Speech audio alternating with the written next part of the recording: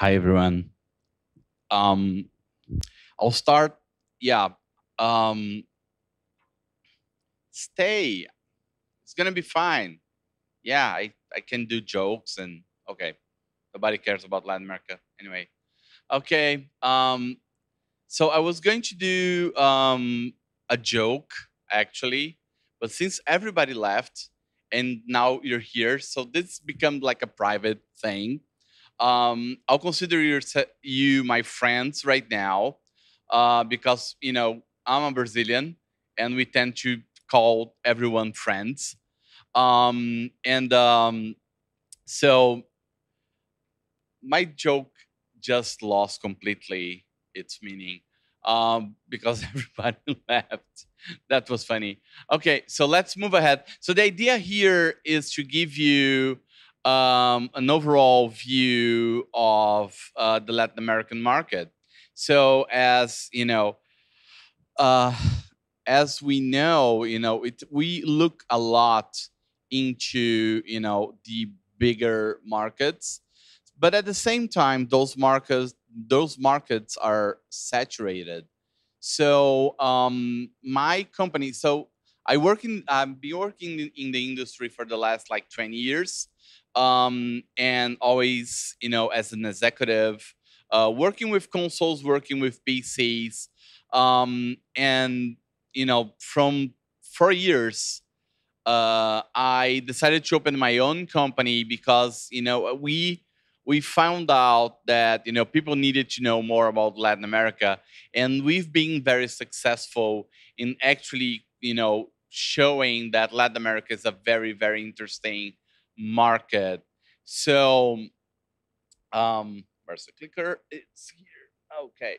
So so this is Latin America.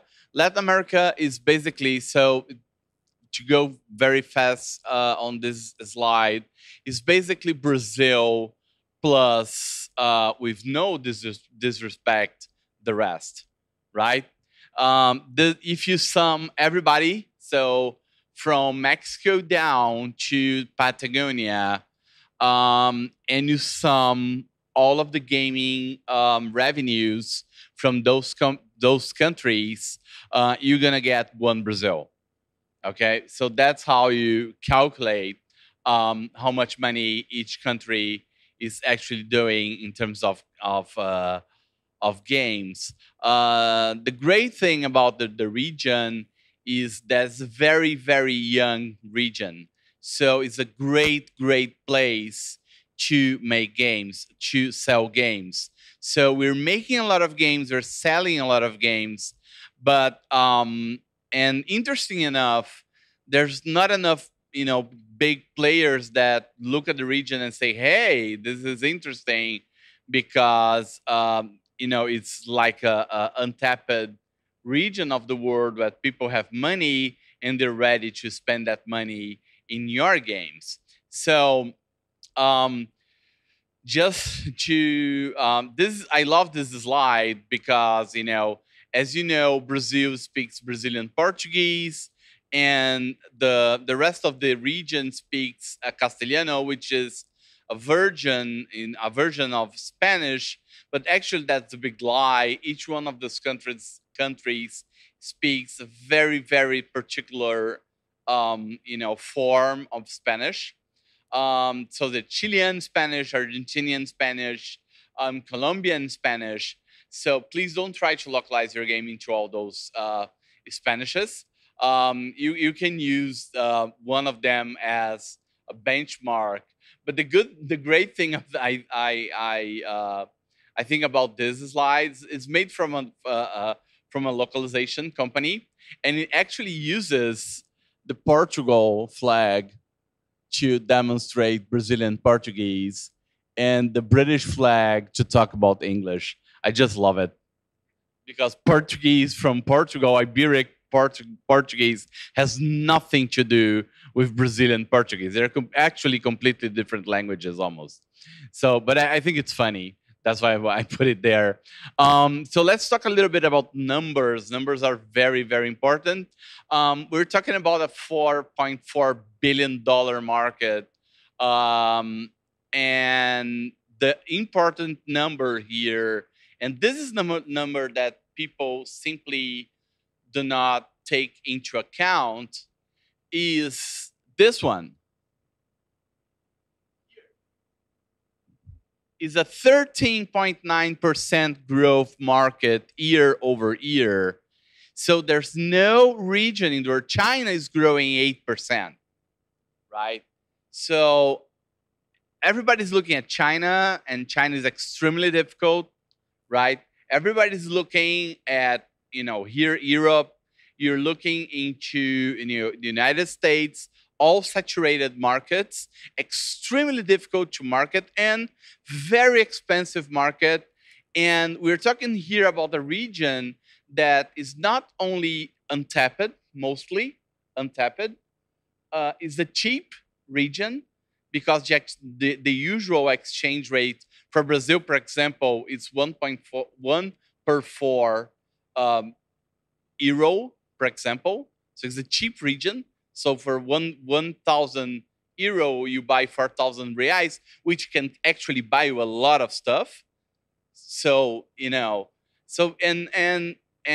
we get shadowed by the big markets, which is kind of crazy because if you launch your game in South America, the chances of success are way bigger than the other markets because competition is way lower, right?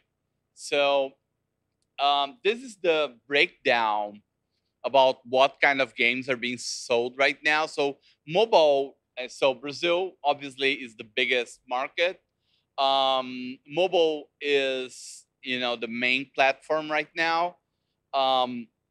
With social games, we love social games and MMOs, as you can see, to the point where Blizzard has their own unit for Brazil. They have their own business unit dedicated to Brazil. But mobile is like crazy. We have only in Brazil, we have a ratio of 1.2 smartphones per person. And that's my second thing that I don't understand.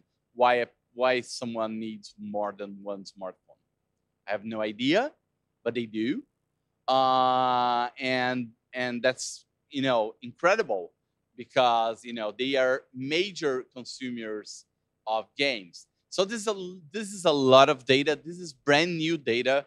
It's 2017, like just released data about the region. And as you can see, this is a progression. We're looking to 2022. 2017 is the second bullet. And then you can see revenue, penetration rate, user acquisition, the users are in millions, and RPU in dollars. And then comes the first big, mumbo jumbo about Latin America. So Latin America do not monetize. You probably already heard that. That's a lie. People are just not looking at the numbers. The RPU, so the average revenue per user in Latin America is actually $11. $11.86 to be exact. So $11 in reais is actually 50 reais, almost 50 reais. 50 reais is a considerable amount of money. I can have dinner, lunch and dinner with 50 reais in São Paulo, which is one of the most expensive cities in the world. So, people are actually spending money. And they're spending money on freemium. They're spending money on free to play. They're spending money on premium. They're spending money on quality content. So I don't have like my preferred platform because we work with all platforms. But they're actually spending money. The thing is, You need to be smart enough to understand the market and not, go and deliver this average strategy that you're using for the rest of the world in a place that has its own idiosyncrasies. It's the same way that I'm gonna use my own strategy. The strategy that I use in, I don't know, France, I'm gonna use in China. That won't work, right? The same logic applies to South America. So I promise tips and tricks. So I start with the tips.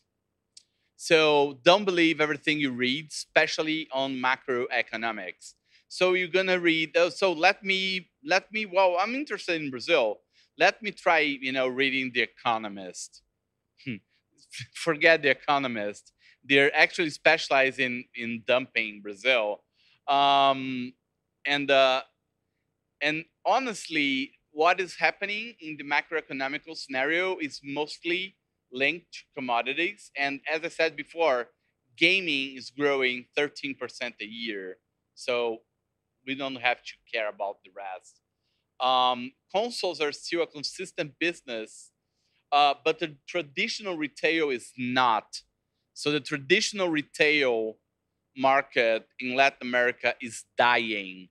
When I say dying, I say it won't last the next 2 years. Okay, the GameStop of Brazil just closed like 3/4 of their stores. So it's because obviously of digital distribution, Steam, and mobile. Um, Another tip that I do is know your billing. So don't believe that the we have Latin America mantra. So that's one of the things that in my career I heard the most from all payment providers across the globe. Oh, we have Latin America. Oh, you do? I do. Okay. So what you're doing with your billing Latin America will definitely, define the revenues that you're getting from the region. Um, it's very specific.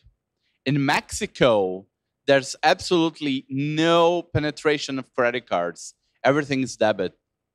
So having credit cards in Mexico is useless. Brazil has something called a boleto, which is like this money voucher that you print and you go to the bank to pay it. It's completely crazy, completely clumsy, and responds for 73% of all payments in the country. So if you don't have that freaking paper, if you don't have it on your billing system of your game or or platform that you're selling your game, if your billing provider says, well, we have Latin America, the first question is, well, you have boleto for Brazil? Oh, forget it, change it, next. Okay, so you need to know what you're doing. The PC market is huge, huge, huge, huge, and this is thing that we have from the 80s and 90s, and we're still selling 400,000 PCs a quarter just in Brazil, and like half of that in Mexico, and so Brazil is a big, big, big PC market, other than smartphones. Don't hear the haters. So yeah, yay Xbox, yay PlayStation, yay for them. Yes, I worked for Microsoft for 10 years, so I was the Xbox manager for Brazil for 10 years. So I do love Xbox. Yes, go Xbox. But when I talked about the market right now is smartphones and PC. 93% of the market is Android. So if you're wondering why your iOS game is not monetizing in Brazil, now you know. Localization can increase your sales by 30% or more. So if you're talking about mobile, you're talking about very small investment to get the game into Portuguese and in Castelhano, and gonna increase your sales like crazy. And I have this, quote from, a translation, magazine that says, over the centuries, various indigenous languages and expressions from African slaves have influenced Latin American Spanish. So every Latin American country has its own particular accent, words, and expressions. This is actually a fight I had at Lockwood in Dublin with someone that was, fighting that, all Latin America spoke just one Spanish. And I said, no, you're crazy. So I like to put it there just to prove that I'm right, ego thing. Okay, so let's talk about tricks. Some tricks for the region. Always work with a local partner. It's dangerous and expensive to go alone. Okay? It's very expensive to go alone. So save money by working with a local partner. And when I say a local partner, it's local. It's not someone who lives in, Denmark and, says he's an expert in Latin America. No, he needs to live in like Mexico or Brazil or Chile, right? Needs to be in contact with the community, with what is happening, with the, pulse of the region. Do not start marketing without a local strategy. So don't go crazy and start spending money in Latin America without having a clear strategy of what you're doing locally. Players can be very loud, but they can also be your best friends. So people keep saying that, Brazilians everywhere, please come to Brazil. All that, meme stuff. That is actually real. Yeah, I won't deny it, but they're extremely loyal. So if you do it right, they will become your best friends. There's a studio from France called Studio 801. They have a game, an amazing game called Tons of Myths.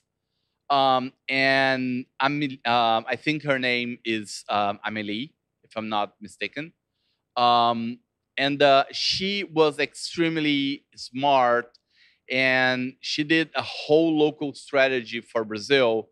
And now she's making a lot of money with a very simple PC game that actually takes advantage of how much Latin Americans are competitive and crazy, because it's basically the game is basically a brawler that can have like 100 people in one room and one cheese, and you are one mouse, and you have to compete with the other 99 mice to get that one cheese. So the idea is that you have to sabotage everybody else to get to that one cheese. That's perfect for this kind of market, because you have to be very bad to others to be able to reach the cheese. And the game's a big success in the region. Community management can achieve miracles. I tell you that by myself. I was responsible for, I was the senior producer for AeriaGames for Latin America for 3 years. And we basically transformed the dying operation to, a very, very profitable one, just by changing how our community management works. Do not at all apply your standard acquisition, retention, and conversion strategies. Be creative and think local. How you think local? You need a local mind to work with you. Get your finance together. It is very tricky to get money out of Latin America without paying loads of taxes. And then there's actual lawful, regulations, nice, regulations that can save you a lot of money. But you need to know them. That's the thing. You need to know that they exist, right?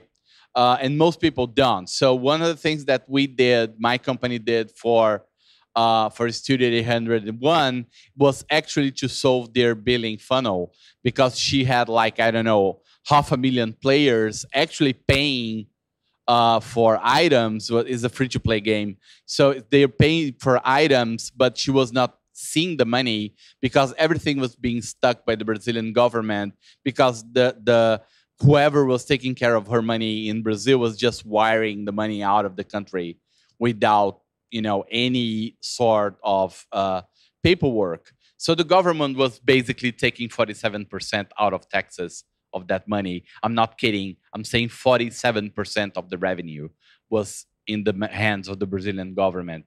We changed 2 lines in her agreement, and that became 17.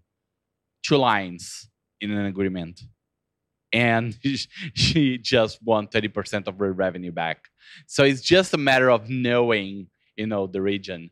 And a small investment in a local expert can save you a lot of cash in the future, and that would be me.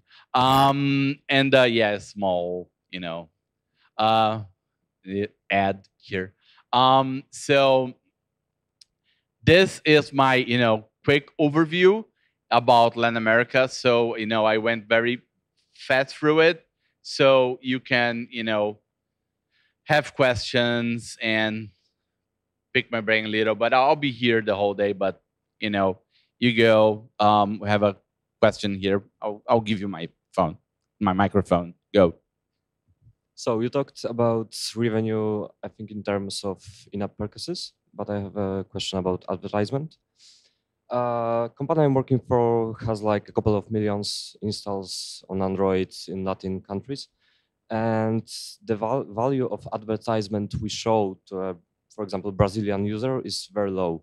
It's like the advertisers, Nike, Coca-Cola, and others, don't want to pay much for a Brazilian impression, for a Brazilian user to watch their ad. Do you think it can change with time, or is it a bad idea to use advertisement in for example, Brazil? Or do you think there are some local advertisers that can replace the global ones everybody uses? I think there's local ones that you can use, but um, the traffic is so cheap, because the traffic they're delivering. So one of the challenges of the region is actually getting traffic that will deliver you good LTV, and so the problem is that they complain a lot. Developers complain a lot, publishers complain a lot. So you get cheap traffic, you get cheap users. That's the logic.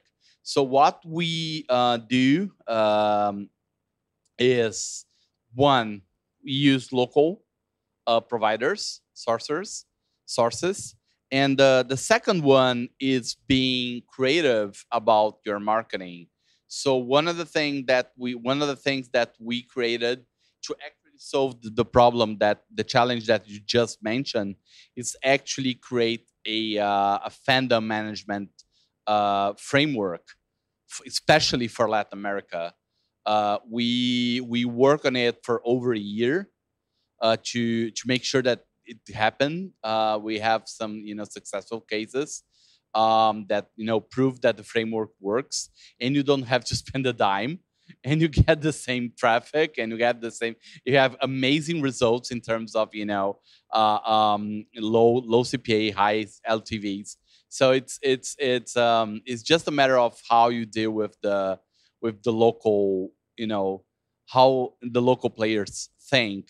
So it goes back to that thing that Latin Americans don't like to pay for free to play items, for freemium or F2P, and that's not true. They actually play a lot. They actually pay a lot of money. If you ask the manager of Gameloft for Brazil, she's making like a ton of money, but she has the right strategy. She's doing her job very well. So it's just a matter of choosing the right channels and choosing the right, being creative about, like customizing your strategy to the region. Did I answer your question? Okay. More questions? Okay, who goes first? The boss. So, yeah, just perhaps a quick question. On your first 3 slides, Yes. the numbers confused me a bit, to be honest. That Where? one, and the one before. Now here you said, no, the next. Which? No, here you said like Brazil is the same size as all the other markets. Yes. And there it's 35%. And then on that one, no, yeah, on that one, Mexico is first. I don't understand. That's because this, as you can see, that slide is from 2017 until now. And Brazil at this moment is recovering for a major financial crisis in 2016. But that's not the trend. So when we go to actual, the other slide, where is it?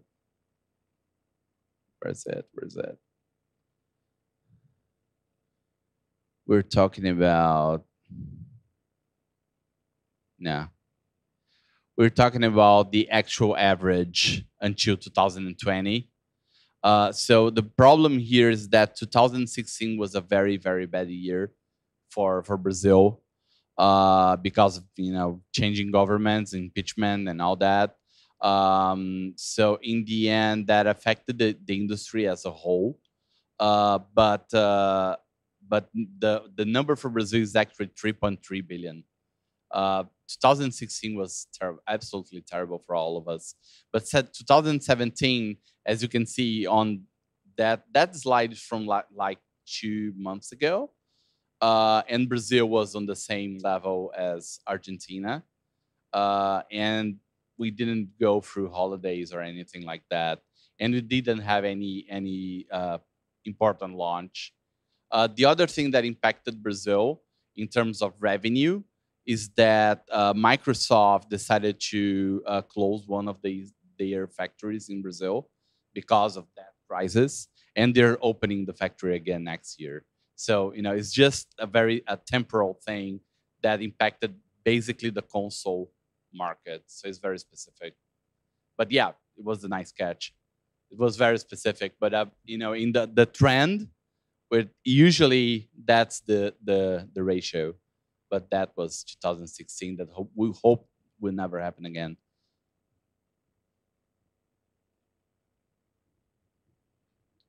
Could you comment a little bit on other countries where some special cases where we read about in the media, like Venezuela, totally bankrupt and hyperinflation, and you still have it there as a huge moneymaker in the games industry? But how does that go together with hyperinflation, where the money is devaluated? Or also other cases like Argentina, there's also the rumors that they cannot transfer money to abroad companies. So are there any other special cases that you would find worth to speak about a little bit? Could you comment on those? Yeah, absolutely. Venezuela is this again.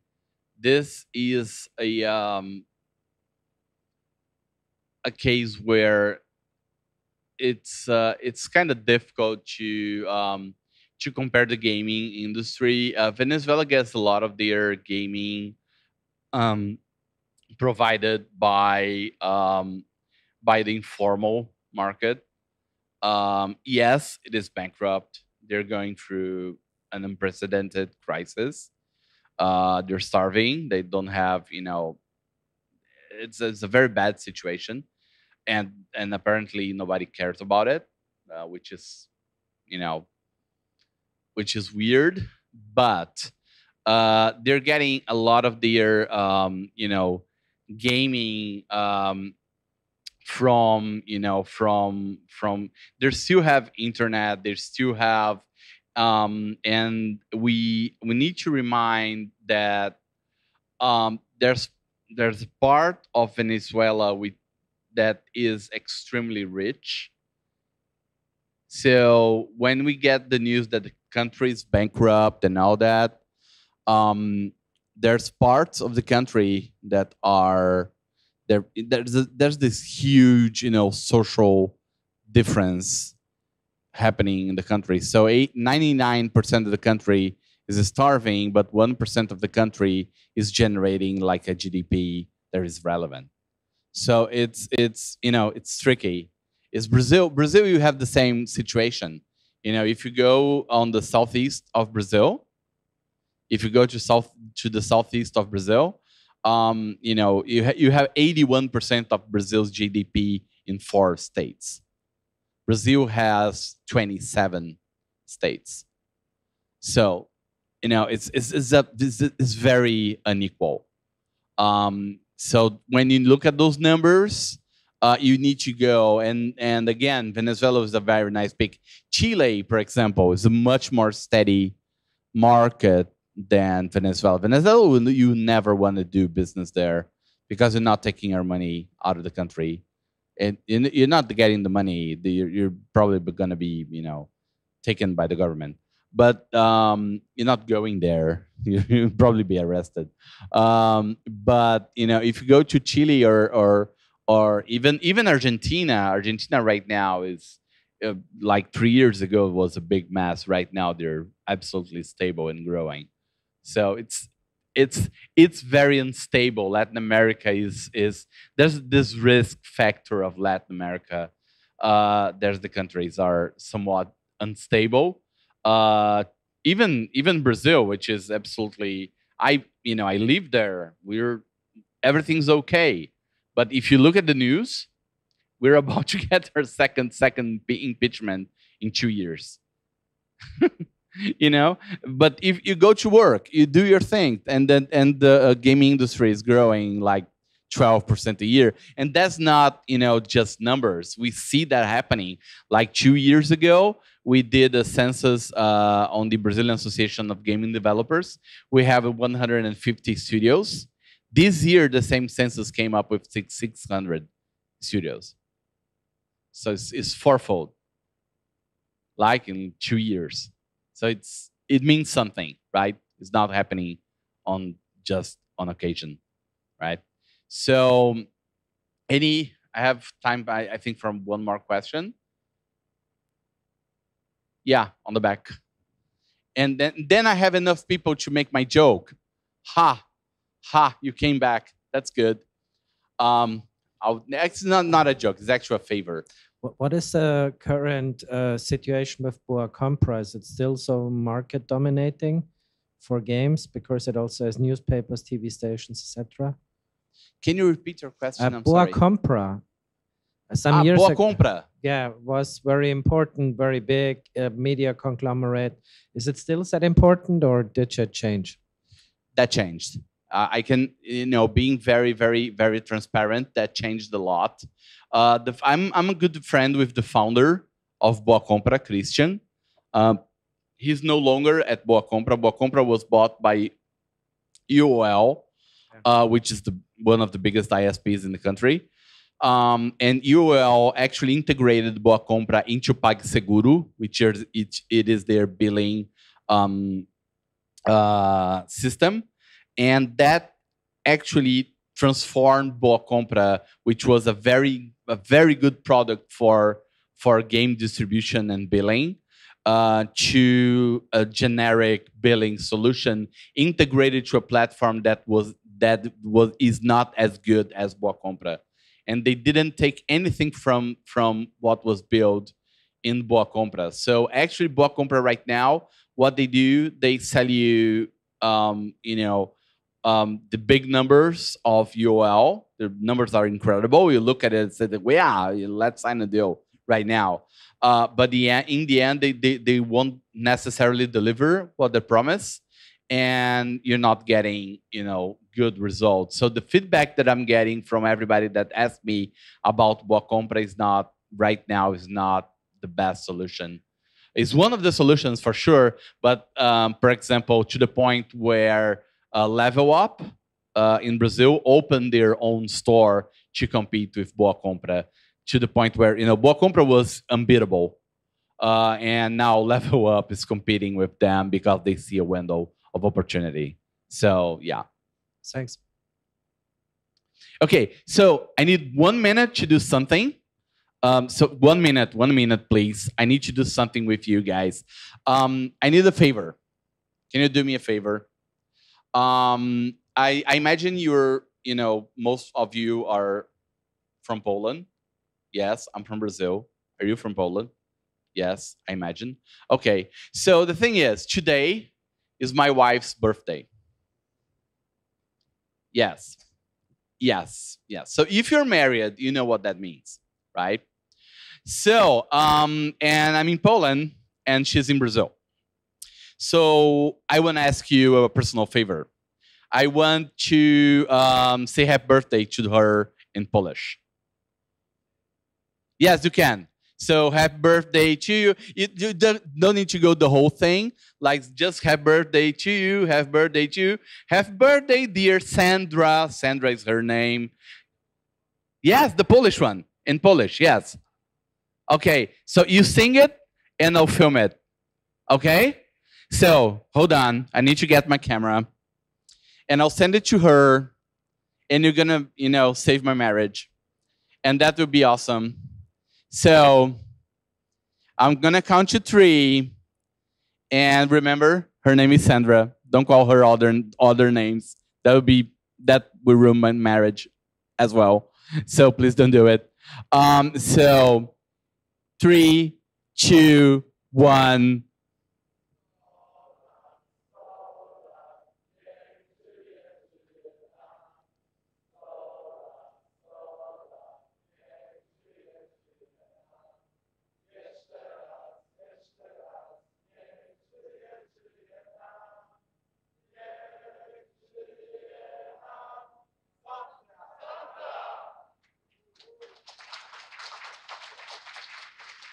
You're absolutely awesome. Thank you so much, and have an amazing afternoon. And I want to thank, Booster Space, Intel, and everybody who brought my body from Brazil to here.